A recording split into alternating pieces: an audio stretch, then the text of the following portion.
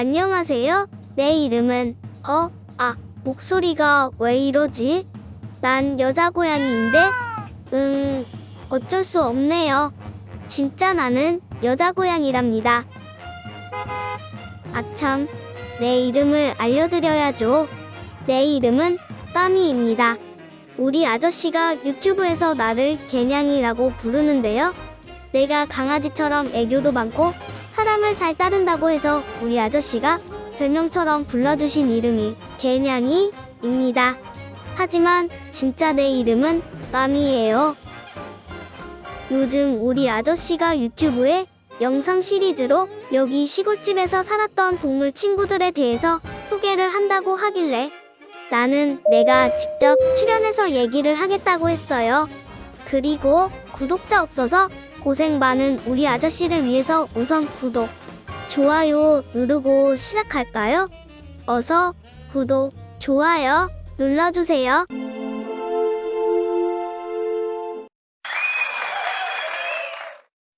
내가 사는 시골집은 이미 아저씨 영상에서 많이 보셨죠? 나까미는 여기에서 산지 지금 2년째예요. 난 여기 시골집에서 태어났어요.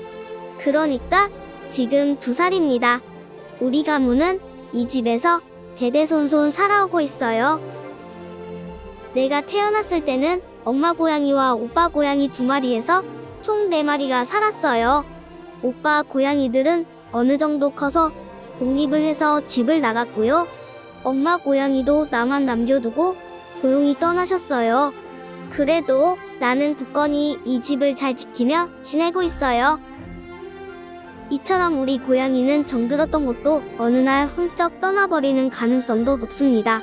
정들었던 분들에게는 정말 죄송하지만요. 시골에서의 고양이로서 산다는 건 참 다이나믹한 삶을 살아야 해요. 우선 가장 좋은 것은 완전한 자유를 누리고 있다는 거죠. 어디든 내 마음대로 가볼 수도 있습니다. 물론 때로는 무서운 개나 다른 동물을 만나는 위험도 있기는 하지만요.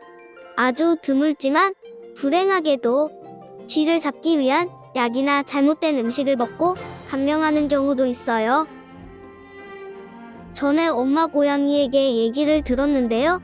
도시에서 잠깐 시골집으로 놀러왔던 고양이의 말을 들어보니 도시의 고양이는 집에만 갇혀서 산다고 하더라고요. 현관문 밖으로 나가면 잃어버린다며 아예 밖에 나가는 걸 꺼린다고 하네요. 밖에 나가도 줄에 묶여서 나가거나 아니면 이상한 가방에 넣어서 혹시나 도망갈까봐 전전긍긍한다고 하네요. 하지만 시골에서의 내 삶은 완전히 자유롭답니다. 지난번에는 뒷집 할아버지 댁에 놀러 갔는데 너무 재미가 있어서 2주 동안 놀다가 오랜만에 집에 온 적이 있거든요. 때마침 아저씨가 오셨는데 너무 반겨주시는 거예요. 매일 보는 것보다는 가끔 보는 게 더 반가울 때가 많은 것 같아요. 시골집에서 자유롭게 산다는 건 위험성도 있어요. 우선 이 동네에는 아주 덩치가 큰 왕초 숫고양이가 있어요. 순찰을 하듯이 이 동네를 돌아다니는데 정말 절대적인 무서움의 존재죠. 근데 전 크게 상관하지 않아요. 우리 아빠 고양이거든요. 나하고 아주 똑같이 생겼어요. 나는 아빠 고양이를 똑같이 닮았어요. 왕초 아빠 고양이 때문에 동네의 다른 남자 고양이는 다 이 동네를 떠나야 해요. 그렇지 않으면 우리 아빠 고양이에게 혼쭐이 납니다. 평일에 나는 시골집에 혼자 있어요. 아저씨는 주말에만 오시거든요. 그래도 전혀 상관없어요. 나는 워낙 독립적이거든요. 나는 평일 동안에 시골집에 혼자 있기도 하고 뒷집 할아버지 댁에 놀러 가기도 해요. 시골집에 혼자 있을 때는 시골집에 쥐가 들어오지 못하도록 경계를 합니다. 덕분에 우리 시골집에는 쥐가 없어요. 배가 고플 때는 가끔 쥐도 잡아먹고 마당 잔디에 작은 곤충도 먹기도 해요. 그래서 먹이 걱정은 너무 많이 하지 않아도 돼요. 하지만 주말에 와서 아저씨가 주는 고양이 전용 사료가 제일 꿀맛이에요. 평일에는 뒷집 할아버지께서 동동 먹을 거를 챙겨주세요. 아마 할아버지는 내가 할아버지 집에서 사는 고양이로 생각하실 수도 있으시겠어요.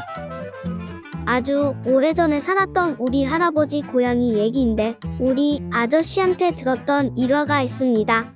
한 번은 우리 할아버지 고양이가 뱀을 잡아와서 마당에 던져두었던 적도 있다고 하네요. 나도 우리 집 근처에 뱀이 없게 열심히 경계 근무를 선답니다. 그리고 아주 먼 옛날에 살았던 할아버지 고양이가 뒷집 부엌으로 들어가서 도마 위에 소고기를 훔쳐 먹다가 들켜서 아저씨가 뒷집에 소고기를 다시 사다 주신 적도 있다고 하네요. 이렇듯 시골에서는 자유가 보장된 만큼 사고도 많이 칩니다. 그래도 내가 시골집에 있는 동안에는 유해동물인 쥐나 뱀으로부터 우리 집을 안전하게 지킬 수 있다는 거죠. 지난번에는 아저씨가 발견한 새둥지를 털었다가 아저씨한테 엄청 혼났어요. 어린 새집은 앞으로 건들지 말아야겠어요. 나는 혼자 있지만 어려서부터 엄마 고양이로부터 깔끔하게 세수하고 털을 고르는 방법을 배웠어요. 아저씨가 쓰다듬어 주고 엉덩이를 두들겨 주는 게 제일 좋은데요. 나 스스로도 늘 털을 깨끗하게 정리하고 있어요. 사람들은 이걸 그루밍이라고 하던데 그냥 나는 세수하는 거예요. 그래서 난 늘 깨끗해요. 깨끗하게 하고 사는 게 천성적으로 딱 맞는 것 같아요. 제 주변 이웃 고양이들도 다들 깨끗하게 하고 다녀요. 사실 나는 조금은 외롭긴 하지만 그래도 혼자 지내는 거에 익숙해요. 아저씨를 일주일에 한 번 정도 보지만 아저씨가 매일매일 나를 챙기지 않아도 나 스스로 잘 지낼 수 있어요. 다시 한번 강조드리면 난 독립심이 강해요. 전에 이 시골집에 살던 할머니 고양이는 강아지하고 같이 사셨다는데 심지어 그 강아지 아주머니가 할머니 고양이의 자식들, 그러니까 우리 엄마 고양이에게 젖까지 먹이며 지냈다고 하더라고요. 이처럼 어려서부터 함께 자란 시골집의 동물들은 서로 거부감이나 싸움 없이 친하게 지낼 수 있어요.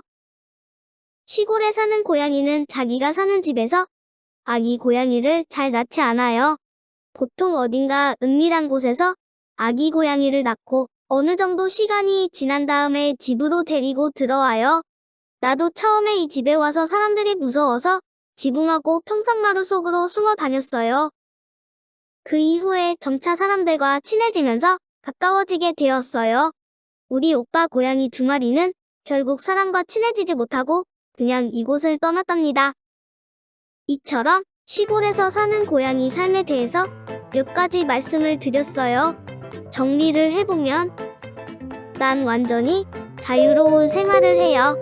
독립심도 강하고요. 혼자 스스로 몸단장도 잘해요. 게다가 어느 정도는 혼자 알아서 먹는 것도 해결해요. 그 덕분에 집에 쥐나 뱀은 얼씬도 못하죠. 시골에 함께 사는 동물들과도 사이좋게 잘 지내고요. 사람과 조금만 익숙해지면 그 어떤 동물 친구들보다 애교 많게 예쁨을 받을 자신이 있어요. 그리고 어느 날 훌쩍 집을 떠날 수도 있으니 이 점은 참고해주세요. 이렇게 시골 사는 고양이인 내 얘기를 들려드렸어요. 앞으로도 아저씨 유튜브 영상에 종종 출연하면서 다시 봬요. 감사합니다. 안녕히 계세요.